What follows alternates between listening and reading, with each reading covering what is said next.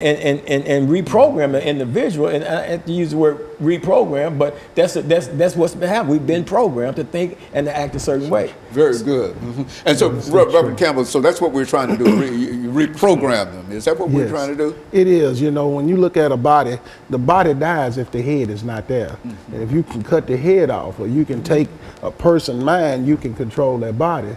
And changing their mindset, teaching them information of knowing, like Pastor Walker was saying, what they in and why they're doing what they're doing, because they have fell into the system that was already built to make them fall into. It helps them. When you get information, it says our people perish for lack of knowledge, and that's what happened. They're perishing because they don't understand. They just don't understand, and it's our job to help them understand, and then to empower them how to come up out of what they've been in. For instance, all of us have been in that lifestyle like them. Who better to empower you than somebody that already been there? We can tell you God first. That's the main thing. We couldn't have never made it without him. But not only that, your own determination to say, I want better, I can do better. The mindset of the little train that thought he could, he said, I think I can, I think I can. They have to keep on going at it, because life will continue to press you down, but you have to have a mindset of saying, I never give up, I won't quit, because there is better for me. Brother Williams.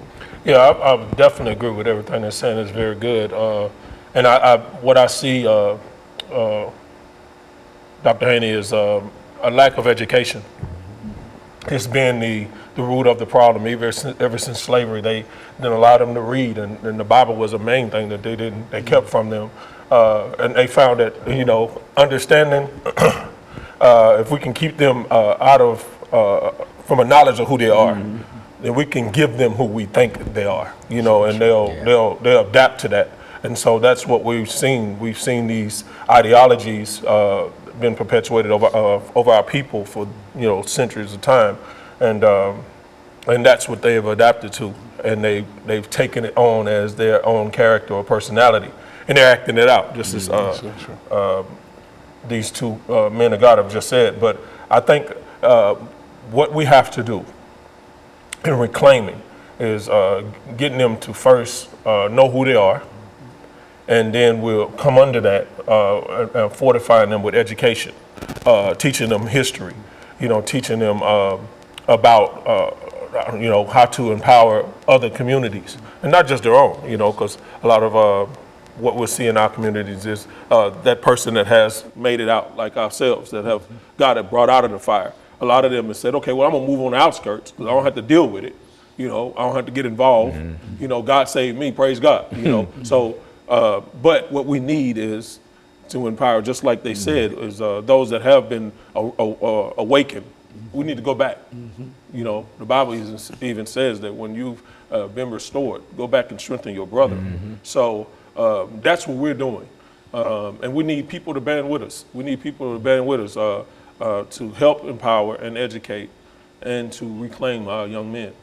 Reverend, what kind of support do you think you're finding among the general population for what you're doing? Well, what we see is a lot of candle burnings, and that's about it. In a lot of situations, you see a lot of candle burnings when what we need is people to be more interactive. When we talk about interactive ministry, we're not talking about going out getting some young men to come to church so they can hear us preach. That's right. And we're not talking about that. We're talking about interactive ministry. And to minister means to serve. You know, we got to find out what their needs are and then help serve them in a way where we can help meet those needs. And then if those needs are something that's really negative, then we got to show them a way to get around it, and that's when the empowerment part comes in.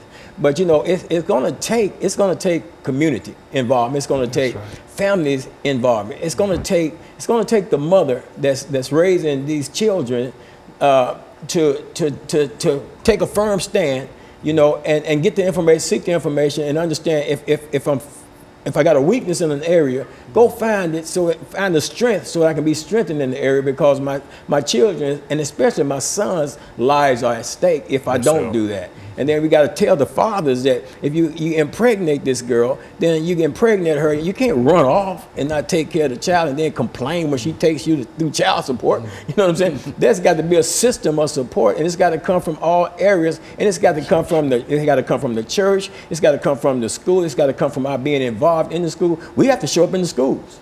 to see what our children are going through in the school system, because they're being mistreated there as well. It's no secret about that. That's right. The school to prison pipeline, man, it's a deadly real thing. It's definitely real, and our people are suffering from it.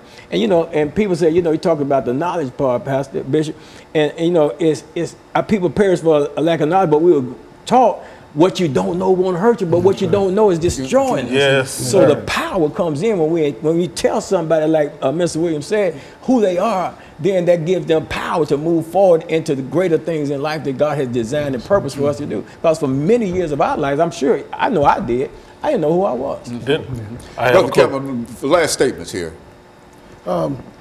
It's so true of coming together. That's the biggest thing. And then for organizations, some organizations don't know that is in the trenches trying to help. They don't have the information because others keep information from them.